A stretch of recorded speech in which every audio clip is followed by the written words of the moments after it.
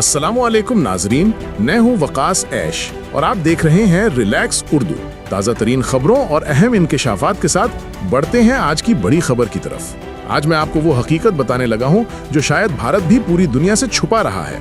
India को ये बात बहुत अच्छी तरह मालूम है कि अगर पाकिस्तान ने कभी मिसाइल्स फायर करने हो, ड्रोन्स भेजने हो या कोई बड़ी स्ट्राइक करनी हो तो टारगेट कहाँ करना है? दिल्ली, मुंबई, हरियाणा, गुजरात और इनके बड़े मिलिट्री और इंडस्ट्रियल हब। और इसी खौफ की वजह से भारत ने एक ऐसा कदम उठा लिया है जिसने पूरे खित्ते में नई बहस छेड़ दी है।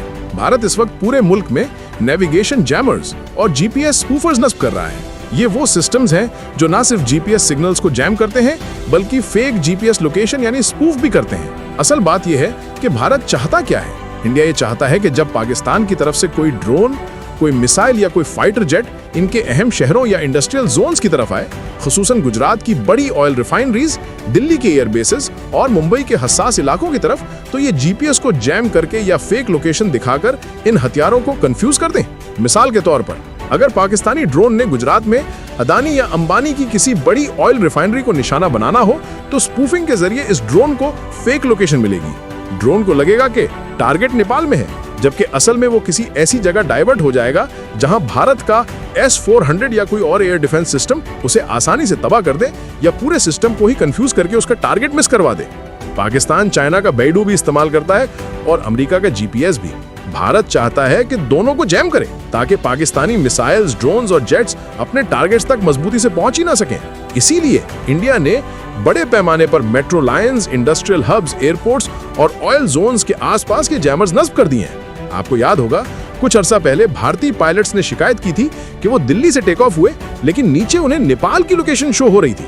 इसी वजह से दिल्ली में दर्जनों फ्लाइट्स कैंसिल भी हुई। असल में भारत ये टेक्नोलॉजी टेस्ट कर रहा था। भारत अच्छी तरह जानता है कि जब पाकिस्तान ने उनका जहाज गिराया था तो पाकिस्तान ने उनके सिग्नल्स और रेडार सिस्टम्स को जैम करके ब्लैंक कर दिया था। उनका टारगेट लॉक खत्म हुआ था, सिस्टम्स फ्रीज हुए थे और फिर मिसाइल्स ने तैयारे मार दिए थे। ये बात दुनिया ने मानी, ट्रंप ने खुद जिक्र किया, तारीख इसकी गवाह है। अब भारत समझ रहा है कि जीपीएस जैम करके वो पाकिस्तान के जदीद हथियारों को बेअसर कर देगा। लेकिन बात यहाँ खत्म नहीं होती। एंटी जैम और एंटी स्पूफिंग टेक्नोलॉजी पाकिस्तान के पास पहले से मौजूद है। जिस मुल्क ने ये हरबे पहले खुद इस्तेमाल किए हों, उसी के पास काउंटर सिस्टम्स भी मौजूद होते हैं। आज चीन पाकिस्तान को जो टेक्नोलॉजी देता है वो सिर्फ रेंज या पावर पर फोकस नहीं होती। चीन ज्यादा फोकस करता है कि जंगी जहाज को कैसे बगैर मिसाइल्स मारे गिराया जाए, रेडार को कैसे जैम किया जाए, इलेक्ट्रॉनिक वॉरफेयर सिस्टम्स कैसे ठप किए जाएं।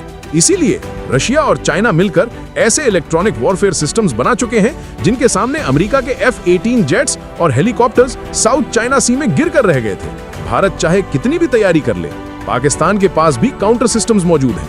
पाकिस्तान ने एक बात कही थी जो अक्सर लोग भूल जाते हैं, हमने सिर्फ 4-5% टेक्नोलॉजी इस्तेमाल की थी, पूरी ताकत दिखाई ही नहीं। भारत समझता है कि स्पूफिंग और जैमिंग से वो जंग में बढ़तरी ले लेगा।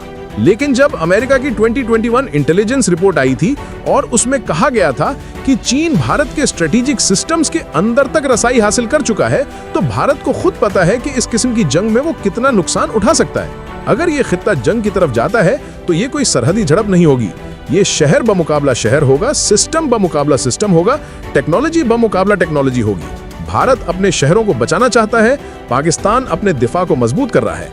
लेकिन हकीकत यही है कि अगर किसी ने इस आग को भड़का दिया तो इस बार 78 साल पुरानी कहानी दोबारा नहीं दोहराई जाएगी। इस बार मामला आर या पार होगा और फैसला हमेशा के लिए हो जाएगा कि कौन दोबारा ये खतरनाक खेल खेलने के काबिल रहता है और कौन हमेशा के लिए पीछे हट जाता है। ये सारा माहौल भारत ने खुद बना दिया है। हालात तेजी से बदल रहे हैं, कोई भी वक्त फैसला कुन साबित हो सकता है।